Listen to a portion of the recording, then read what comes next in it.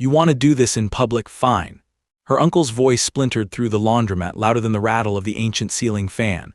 You're making a fool of yourself, walk away now. She didn't move, her sister's knuckles whitened around the folder in her hands. You forged the withdrawals, Rachel answered, voice clipped. The bank traced it, laughter forced and ugly. You're grasping at straws. Rachel stepped forward, chest tight. Sit down, we're not finished. Chairs scraped, other family members shifting uneasily. Her cousin spoke up, voice shaky. Uncle Don, the papers got your name on every form. The silence snapped around them, all hum from the dryers gone. Rachel planted the evidence between them on the dented folding table. Last chance, she said, jaw rigid. You come clean or everyone sees what you've done. The harsh electric lights flickered overhead, illuminating faces Rachel had known all her life, and for this minute none of them looked away. Not so long ago, before dead secrets clawed into the light, Rachel still believed her family's ruin couldn't get worse. But to understand how she ended up here, risking everything in the boarded-up shell of her father's failed laundromat, you'd have to go back to the day their grief soured to suspicion. 2 weeks earlier, with winter rain drilling the roof and $43 left to her name. Rachel stared at the battered ATM receipt, its numbers stamped in blue, $43.29. At the edge of Main Street in Burnett, North Carolina, sleet streaked sidelong across the windshield, flattening the gray world. In the passenger seat, her younger sister, Tracy, clung to a duffel bag and a faded photo of their father, his broad shoulders, that careless grin. The car was thick with the smell of damp wool and anxiety. We're staying here? Tracy's voice trembled, eyes on the slumping facade outside, burned-out neon spelling Spin Right Laundromat behind warped plywood. Rachel flexed frozen fingers around her phone. It's all that's left. Dad left it for us. Her voice snagged. She forced a shrug. Anyway, it's 4 walls beats the car. A silence pressed between them. Rain snapped against the glass. Rachel's mind spun back, barely a week since their father's funeral, and already Uncle Don's name flashed on her screen, his messages clipped and cold. Yesterday he'd said, all estate matters run through me now, no need to get creative, girls. Rachel heard the echo of laughter from the funeral parlor, Don's heavy hand on her shoulder. He always liked things simple. No use complicating now. She tried to ask about their father's will, but Don cut her off, eyes sharp, voice too sweet. Just sign over the papers. I'll sort the rest. Now only this crumbling laundromat had their names. Out front, as they shivered in the wet, Don stalked up across the icy slab. His coat, sharp-shouldered, was too new for these hills. You really gonna try to make a home in that? He barked, spitting a look at the plywood.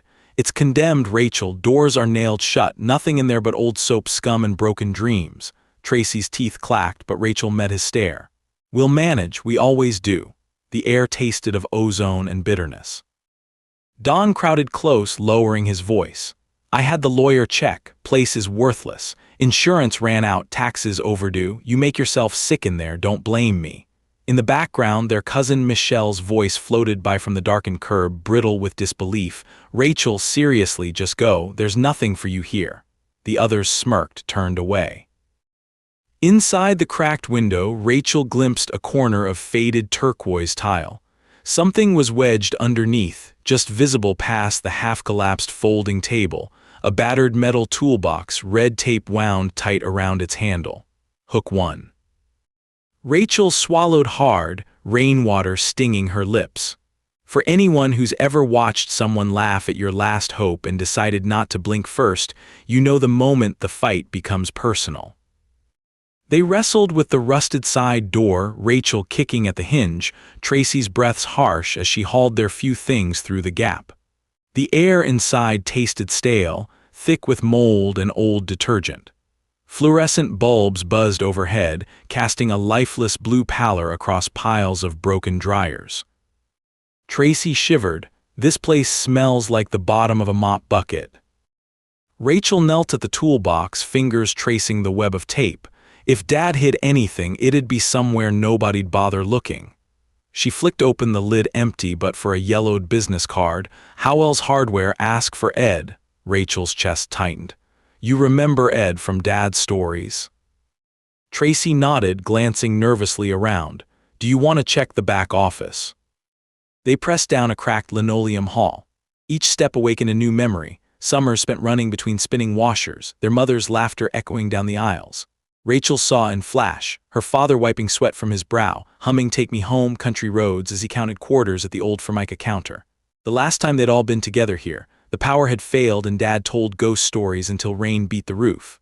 How quickly people who'd hugged you at the graveside could lock you out in the cold. A damp chill bled through every inch. Tracy tested a door, it clattered but held. Rachel pressed her ear to the sagging sheetrock, faint beneath her hand the groan of wind and something else. She tried the knob again, this time movement. Behind a cramped office, file cabinets toppled, one drawer dangling. On the battered desk, a brown envelope sealed with blue tape. Rachel tore it open. Inside, a sketched floor plan, laundromat marked center, a star scribbled just off to one side. Garage, Tracy breathed, reading over Rachel's shoulder. Wasn't that locked outside? Rachel smiled for the first time all day. Looks like we've got a place to start. The girls left their packs atop a cracked vinyl chair, moving quickly through the drizzle to a lean-to garage behind the main building. The padlock was ancient but surrendered under Rachel's steady wrench.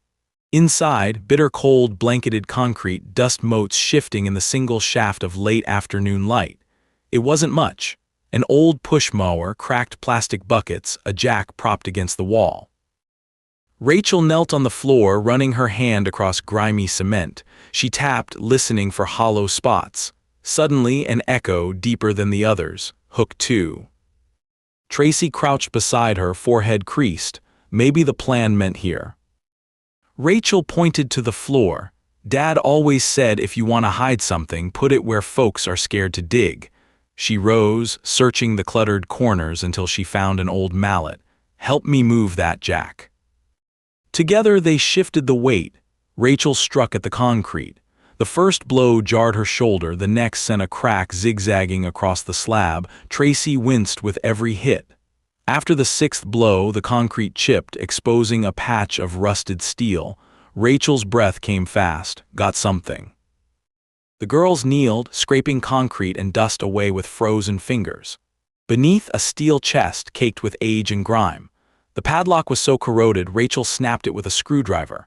Inside, black velvet gleaming beneath a layer of dust, emerald necklaces, ruby rings, pearl strands that shimmered in the dim light.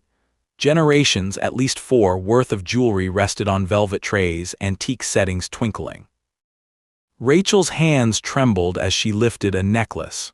Tracy whispered, "That's Grandma Ada's emeralds. She wore them in every Christmas picture." At the bottom, a folded sheet of notarized paper. "To my daughters, Rachel and Tracy, should everything go wrong, this is yours. Don't let them take what your blood built." Hook 3. Rachel read the words aloud, her voice thick.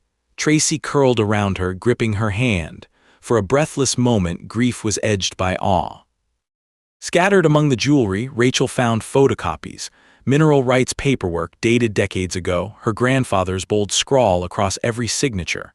Names they recognized, some they didn't. But one check stub at the bottom listed a sum so large Rachel blinked twice. $40, $0, deposited last month into an account neither of them knew existed. Tracy let out a soft whistle. Is that even real? Rachel could only nod. If these papers are good, this land is still making more every month than we ever saw in a year. Thunder rumbled outside, sharp as approaching trouble. They packed the chest, keeping the papers close, and hurried back through the sodden yard into the laundromat's office. With shaking hands, Rachel dialed Ed Howell, the name on the card.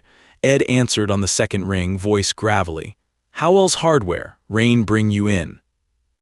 "Ed, it's Rachel Martin. My dad, Jim, he left us something in the old laundromat and your card was there." A wheezing laugh. "Well, the last time I saw Jim, he asked about safe boxes for jewelry. Told him he was either crazy or the smartest man in the county." Rachel explained what they'd found, her words tumbling. Ed's tone sobered. "Listen, honey, you need more than a friendly old man. That mineral paperwork, there's a lot of vultures after those rights, especially family. Watch yourself." He insisted the girls bring everything over to his shop. "Don't wait," he said, voice low. "Tomorrow's too late." Rachel grabbed the bundle, tucking the envelope inside her jacket. She caught Tracy's anxious glance. "We go now. I'd rather not sleep here tonight anyway." They drove through the rain, past boarded homes and shuttered markets, to Ed's store, a squat brick box, yellow light spilling into the night. The bell over the door announced their arrival. Ed, stooped but sharp-eyed, ushered them in. He cleared a workbench, motioning for the chest. "Show me." They spread the jewelry across paper towels, Ed whistling through his teeth at each tray. "This here's real," he confirmed, turning a pearl strand between thick fingers. "Ada S for sure, the emerald's Colombian solid settings, ruby rings too. You got insurance?" Rachel shook her head. "Didn't think so." He lifted the mineral rights sheets, tracing with a pen. "Property sits over a feldspar vein. There's still active royalties paid. See this bank log." He pointed to the sum, then to another sheet. "Check the routing numbers, Rachel. You'll see the same account number matches this royalty transfer. If all's right, you two are sitting on a monthly payout." Thunder rolled closer. Tracy glanced at the window. "Ed, what about Uncle Don?" Ed stopped, looking square at her. "Listen, girls, if Don's in charge of the lawyer, he's probably already routed payments into his own account. You need a bank audit stat, or he'll clean you out before you even start." Rachel's stomach dropped. "How long do we have?" Ed checked his watch. "Estate sale in 2 weeks, but Don won't wait that long. If word gets around, you could wake up tomorrow with everything gone." He gathered the jewelry, rolled it in butcher paper, and handed it back. "I know the banker you need, Lisa Turner, honest as the day's long, and Don's scared of her." Thunder cracked, but Rachel stood taller. "We'll go see Lisa first thing." Ed squeezed her shoulder. "Take care on your way, Rachel. There's good people and there's greedy ones. Tonight, watch your back." By dawn, Rachel and Tracy sat in Lisa Turner's cramped office, peering through rain-fogged glass at the bank parking lot below. The air hummed with coffee pot warmth and quiet decision. Lisa, deliberate and brisk, took only minutes to scan the paperwork. "These are real, the jewelry, too, worth a fortune, but you'll need notarized copies to keep anyone from running off with it." Rachel pressed. "Lisa, I need to know if any funds from the estate have been transferred to Uncle Don." Lisa nodded, fingers flying over her keyboard. In moments she brought up screens of digital statements. She pointed to a highlighted row. "Here, 20,000 wired from the estate to his company 2 days after your father passed. Same thing the week before, almost always just under reporting limits." She scrolled, her face hardening. "There's more. Royalty payments from the mining rights redirected. Your name has been erased as payee." Hook, it stung bitter and cold. Tracy's voice shook. "Is it illegal?" Lisa's lips thinned. "If you can prove he did it knowing you were supposed to inherit, yes. I can recommend a lawyer outside Don's reach, or you go public. With the estate sale coming, you've got days, maybe less, before these disappear or get destroyed." Rachel made herself swallow her fear. "What's the fastest way to make this stick?" Lisa hesitated. "Press charges, bank fraud, or take it to the townsfolk. They won't forgive this, not in Burnett." Rachel stood. "We'll need copies of everything." Lisa leaned close. "Watch your uncle. People get desperate when they're cornered." Outside, the rain thinned to a mist. Rachel's mind worked in feverish loops. The jewelry locked in the trunk, every document copied twice, one set to Lisa, one for them. Tracy worried the edge of her sleeve. "What if Don finds out about the chest?" she whispered. "He already knows more than he lets on," Rachel replied, "but we're ahead just this once." That evening, as they returned to their father's cottage, what remained of it, Rachel noticed fresh tire tracks leading to the locked garage. Inside, nothing was obviously disturbed, but an icy feeling crept through her ribs. Tracy checked their suitcase. The chest was as they'd left it. But the phone rang, sharp and insistent. Rachel answered. Don's voice half whispered, "Thought you'd be gone by now, still digging up ghosts, Rachel." She kept her tone neutral, "Not your business." Don laughed, low and mean. Everything's my business, girl. The family lawyer's got full say and I run his calendar. Rachel weighed her words. You run nearly everything, I'll give you that. He chuckled, just know your place. Try anything stupid, no one in this town lifts a finger for you. She hung up. Tracy came out of the bathroom, shaking. He knows, Rachel, he knows we went to the bank. Rachel's gaze landed on the safe deposit box key Ed had slipped her. That's our next move, first light. Whatever happens, I want eyes in the room. Rocked by apprehension, Rachel pressed herself to keep going. No one else would fight for them, certainly not the ones who'd already sharpened their knives at the funeral buffet. At dawn, they slipped into the bank's side entrance. Lisa met them, expression grave. You're right to be careful, she whispered. Security will let you into the vault, I'll walk you down. Steel doors groaned open, the vault's chill wrapping around them like a warning. Rachel placed the chest inside, locked it, pocketed the key. Even Dawn can't reach through steel, she said, mostly for Tracy's benefit. Lisa handed her a slim blue folder. Copies of everything, including the audit paths. This is what you'll use to put him in the ground, legally speaking. Back outside, the streets were quiet. Rachel's nerves were raw, but she glanced at Tracy. You ready? Tracy's nod was shaky but firm. The showdown had to happen where everyone would see. No more backroom deals, curtains drawn, secrets kept. Burnett was a town built on watching each other, and after decades of strings pulled in the shadows, Rachel was done being marionette. They picked a Saturday, the day of the estate pre-sale, when families lined up with dusty boxes and battered hope. The laundromat's front room had become the default center of activity. Sheriff Tomlin nursing coffee at the window, Michelle and the cousins preening at the cash box, and Dawn in the middle, voice commanding as always. Rachel stepped in, folder under her arm. Tracy kept pace, pale but steady. The windows sent bars of white afternoon sunlight across the warped floorboards as Rachel moved to the middle of the room. Dawn locked eyes with her, smile broad and brittle. What brings you crawling out today, Rachel? Decide to sell me your half after all. Rachel didn't blink. We're not selling, she held out the folder. You owe us explanation for these. His face didn't change, but his hands curled. Papers don't mean much unless you want to cause a scene. Rachel opened the folder, sliding a fat sheaf of bank records onto the folding table. Transfers out of the estate, every single one traced. Cousin Michelle frowned, peering closer. Uncle Don, is this real? These have your name. Don barked a laugh. Photoshop, Michelle, never believe what you see. Rachel snapped open the next set of documents, matching signatures, withdrawal logs, notarized mineral rights. Every transaction goes back to you, Don. Sheriff Tomlin stood up, slow and deliberate. Don, you want to respond to this? Don's voice was all sugar. This is slander, Sheriff. Some people don't know how to lose with grace. Rachel stepped forward, recalling every time Don had batted away her questions, every ceremony he'd dominated with folksy platitude and zero empathy. She met his eyes. People deserve the truth, stop hiding. Her cousin's hand trembled. Uncle Don. He spun on his heel, barking. You want to do this in public? Fine. His voice punched the silence. You're making a fool of yourself. Walk away now. Not today, Rachel said. You forged the withdrawals. The bank traced it.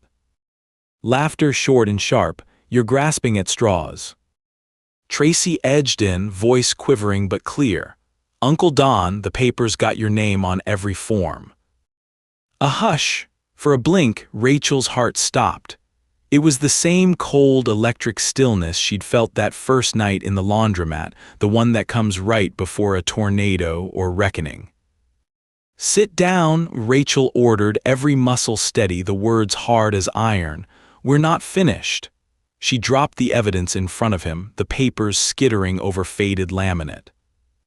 Don sat, beaten by the gaze of the room more than the folder. Rachel drilled home the final, merciless point. Last chance. You come clean or everyone sees what you've done. A beat, chairs scraped as people shifted and the sheriff collected the pile of printouts. Michelle turned away, face crumbling. Ed Howell, who'd slipped in during the commotion, worked his phone, snapping quiet pictures. The lights above buzzed, unkind and constant. Sheriff Tomlin spoke in a voice that cut through the air like gravel. "I'll be talking with the district judge about these, Don." Don's shoulders hunched, his confidence leaking away. Pale, sweat prickling his hairline, he fixed Rachel with a look that tried for menace but sagged under the weight of exposure. "You just cost me everything," he growled, hands splaying over the evidence. Rachel replied, voice even, "You did that yourself. We just stopped pretending you hadn't." Outside, the town was already shifting. People drifted from the laundromat, conversations clipped and eyes careful not to meet Dawn. By that evening, rumors flew faster than the November wind. Rachel and Tracy were vindicated, Don had been outed for theft, and half the town refused to do business with him or his company. By Monday, the estate lawyer, who'd let Don puppet him for years, recused himself with a polite brusqueness. The mineral rights account was locked, bank-wired into Rachel and Tracy's names by order of Lisa and the judge. Local businesses posted signs, "No contracts with Don Harper until restitution made." Even Michelle turned up at Rachel's door, face bruised by sorrow, voice hushed. "I didn't know," she whispered. "I'm sorry for how I acted." Rachel let her in. "We're moving forward, that's what matters now." A legal restitution plan followed. Don lost not just access to the estate's funds but any standing in the probate council, effectively exiled in a town that drew together quickly against dishonor. He tried to stir allies, but every door closed, every phone call brief and cold. At the last auction day, when he appeared to stake a claim, no one bid, no one listened. The cottage and laundromat, long decayed under Don's supposed management, were now completely under Rachel and Tracy's names. The mineral rights produced a steady revenue. It would have been easy to sell, walk away flush. But Rachel remembered those years her father gave away quarters to folks who couldn't afford a clean shirt, and how her mother mended wounds for free on the porch. Instead, Rachel and Tracy converted half the cottage to a small rural health clinic, free for anyone uninsured, most especially the Mill families Don had sneered at for decades. Tracy handled the paperwork. Rachel managed the flow of patients with Ed's help. The old laundromat kept its faded sign, hung now not for washing but for hope. Don moved away, rumors following like old ghosts. In a town that remembered everything, he learned that sometimes consequences meant being unseen, unneeded, unwelcome. Burnett slowly stitched itself back together, one kindness at a time. Rachel watched children clatter up the steps for a checkup or parents pick up medicine from the storeroom where quarters used to spill across the floor. She stood on the porch as dusk slid through the Blue Ridge, Tracy beside her, the mountain air sweet through the pines. It didn't erase the pain of what had been lost, but it filled the place where grief and anger would have settled like dark sediment. The lesson was as clear as mountain runoff. When you dig up what others buried, sometimes all you find is more pain. But sometimes, if you stand firm, even when no one else will, you find what you really need was dignity. If you've ever been forced to start from nothing, or had lies clog the path ahead, remember, the roots of justice run deep in places everyone else gave up on. Sometimes the life you build from ruin turns out stronger than the one you left behind, and for once, it's yours to protect. Winter lifted, slow but sure, and the soggy fields along Burnett's main road crept back to green. People stopped Rachel in the post office now, a measured nod or a warm thank you, depending on how close they stood when Don tried to sweep her and Tracy from their own history. The sisters learned the shape of their new world one morning at a time. The clang of the old clinic bell, the hush of the laundry's back room, now recast as an after-school sanctuary for latchkey kids, with puzzles and donated snacks. The routine steadied them. Mondays filled with paperwork and patience, Tuesday evenings spent at town council meetings or quietly cleaning the weeds that knotted around the building's foundation. They couldn't bring the past back, but they fashioned daily gestures into a kind of persistence. It surprised Rachel just how many people, once silent, now emboldened, volunteered a hand or a word, eager to mend what Don's long shadow had made brittle. One April afternoon, Rachel sat beneath the blue flicker of the laundromat's last working sign, sorting a battered envelope of old photos. Tracy hovered in the doorway, hair tied back with a ribbon of their mother S, studying a clipboard of clinic intake forms. "Did you see Mrs. Palmer's basket on the porch?" Tracy asked, nodding toward a pie and a messy tangle of wild daffodils. Rachel smiled, running her thumb along the cracked edge of a photograph. "The town's making up for lost time." Tracy slid beside her, lowering herself onto the stoop. "I keep expecting Don to show up again, yell, demand anything. Feels weird that he's just gone." Rachel considered that, her gaze drifting to the road where only the hush of afternoon cars passed. People who take and take, they run out of room, out of town, out of air. We're still here, that's what matters. Tracy's fingers found the photo in Rachel's lap. Their father, grinning, flour smeared on his chin, holding a pair of tiny hands wrapped around a dripping mixing spoon. The sort of image that made the distance from heartbreak to hope seem less impossible. A car rumbled to a stop out front. The sisters tensed, childhood instincts for bad news never quite gone. But it was Ed, sliding out slow from the driver's seat, waving a battered ledger overhead. He trotted up, voice rough but cheerful. "You ladies busy?" "Enough," Rachel said with a tired laugh. "What's that?" Ed perched his glasses on his nose and handed over the ledger. "Community fund. Looks like you've made as much with this old laundromat as Don did with all his schemes, except you're spreading it around." Tracy blinked. "People are still leaving quarters when they use the washers." "Quarters, dollars, even a 10 now and then. Got the council to chip in too," Ed said, eyes twinkling. "All marked for the clinic and for the food pantry. They wanted you to know the new signs paid for." Rachel's throat caught. "We never asked." "You didn't have to," Ed interrupted, turning his gaze out to the sunset-lit street. "You gave folks a chance to do something decent. That's rarer than most think." For a while they sat in companionable silence as neighbors passed by, some offering shy waves, children racing up and down the sidewalk without worry. It was a slow, ordinary joy, the sort Rachel hadn't known she'd missed so badly. As dusk settled and Ed departed, Tracy wrapped an arm around Rachel's shoulders. "We never could have pictured this, you know, not when we walked in that first night." Rachel leaned in, memories pricking her eyes, the moldy air, their father's toolbox, thunder rolling through a winter dark that felt absolute. "I didn't believe we'd ever get here. Some kinds of broken can't be patched, but maybe it's not about patching. Maybe you build something better on top." Tracy squeezed her hand. "Promise we'll never let it go, the land, the clinic, the laundromat, even the old legends." "I promise," Rachel said. She meant it with a conviction that ran deeper than the wound Dawn had left behind. Weeks rolled by. New volunteers joined the clinic, and kids painted bright murals on the laundry's cinderblock walls, mountain wildflowers, an old dog, a river curling over blue hills. Rachel created a scholarship from the mineral rights payout, $200 a semester for any local kid willing to study medicine or nursing in memory of her mother.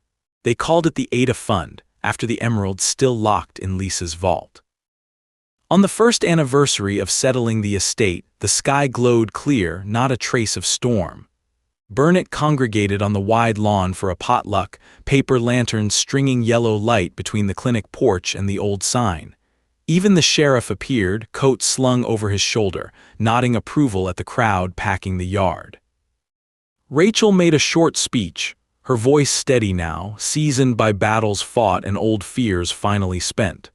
She thanked the town, Tracy, Ed, and all who'd stitched the place together with acts of care, not profit. When she finished, Michelle stepped forward, her eyes shining, and pressed a wrapped parcel into Rachel's hands. A restored photograph of their father, flanked by both girls, beneath the golden flare of late summer sunlight. "For carrying on," Michelle said, voice thick. Rachel hugged her, feeling for the first time an unambiguous sense of coming home. As twilight shaded the world lavender and blue, Rachel surveyed the faces surrounding her. Folks who'd written them off now smiling by the clinic, friends who'd never left, children scampering, ribboned with laughter. The weight of what had been lost remained, but it felt lighter, as if the mountains themselves had agreed to let the past slip nimbly into memory. Later that night, alone on the porch, Rachel listened to the river's hush, a deep chord rising from the valley. She turned the chest's old key over in her hand, the metal warm from her palm, thinking not for the first time how luck and grief and courage could twist together and lead a soul across impossible ground. Inside, Tracy called, "You coming in?" "I'll be right there," Rachel replied, her voice certain as sunrise.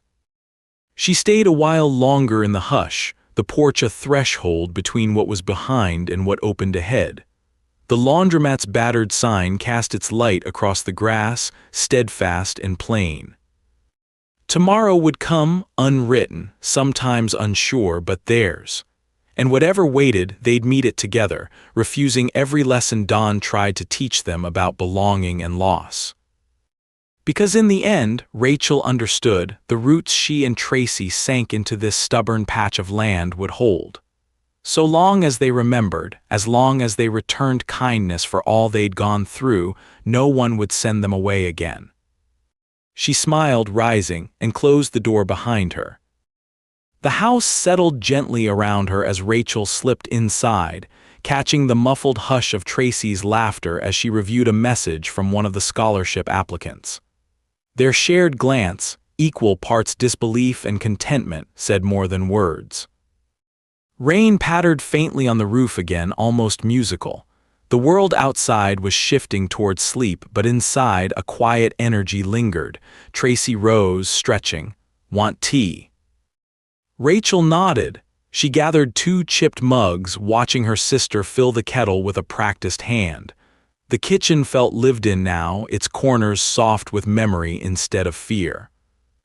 "I was talking to Mrs. Alvarez today," Tracy said. "She wants to start a Spanish literacy class in the laundry room on Thursdays for the new families." Rachel smiled, her chest drawing full with pride. "Tell her yes, we'll even find a chalkboard." The kettle whistled and Tracy poured. Rachel leaned on the counter, gazing at her sister. "Do you regret staying?" she asked, voice low. Tracy hesitated only a second. "Not anymore. We could have left, sure, but where else would we matter like this?" She passed Rachel her tea, grinning. "Besides, you wouldn't survive 2 weeks without my paperwork skills." They laughed, the tension of the past months shrinking away. Outside, tires hissed on wet pavement. Somewhere down the street, a dog barked and the last of the children called good night. Rachel let the warmth fill her. "I used to think this place would only ever hold what we'd lost, but I see it now. What we dug up didn't just show us the truth about Dawn. It reminded us that we belong here, even if we had to fight for it." Tracy rested her head on Rachel's shoulder, eyes shining with unshed tears. "Dad would be proud, you know." The clock on the mantel ticked quietly. Rachel sipped her tea, tracing small, contented circles on the rim of the mug. "Maybe that's all any of us need," she murmured. "A place to fight for, people to hold close. Enough truth to root us no matter what storms come." They stood together, silent and strong, as outside the lights from the old laundromat shimmered across the wet grass, beacons for anyone searching, uncertain, ready to start again. And inside that battered cottage, belonging was no longer a question. It was a promise kept, night after night.